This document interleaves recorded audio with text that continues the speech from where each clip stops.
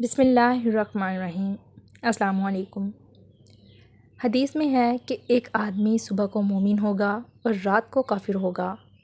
وہ اپنے دنیاوی فائدے کے لیے اپنا دین بیچ دے گا۔ ایک اور حدیث میں فرمایا گیا، قرب قیامت میں لوگوں پر ایسا زمانہ آئے گا۔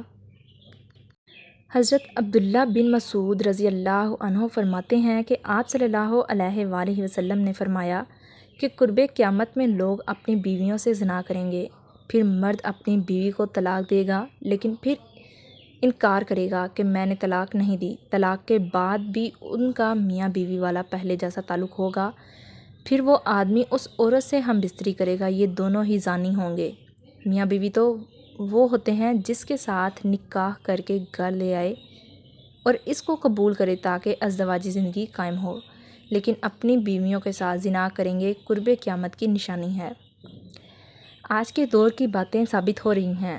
بعض دفعہ انسان کلمات کہہ دیتا ہے جس سے وہ دائرہ اسلام سے خارج ہو جاتا ہے۔ اب وہ مسلمان نہیں، وہ کافر ہو گیا ہے، اس لیے ایمان بھی یا نکاح بھی ٹوٹ گیا۔ اب کسی عالم دین کے پاس جا کر کلمہ دوبارہ پڑھے، نکاح کرے، ان سے رہنمائی لے۔ کفریہ کلمات ہیں وہ الفاظ جن میں ضروریات دین میں سے کسی بات کا کرے یا اعتراض کرے یا حکم الہی کو تبدیل کرے یا دین کا مذاق اڑایا جائے اس طرح، یا کسی نبی کی توہین کی ہو یا گستاخی، تو دائرہ اسلام سے خارج ہو جائے گا۔ اگر ایسا مذاق چاہے کرے یا عورت کہ میں اگر نماز پڑھوں گی یا پڑھوں گا تو سر کافروں کی طرح ہو جاؤں گا،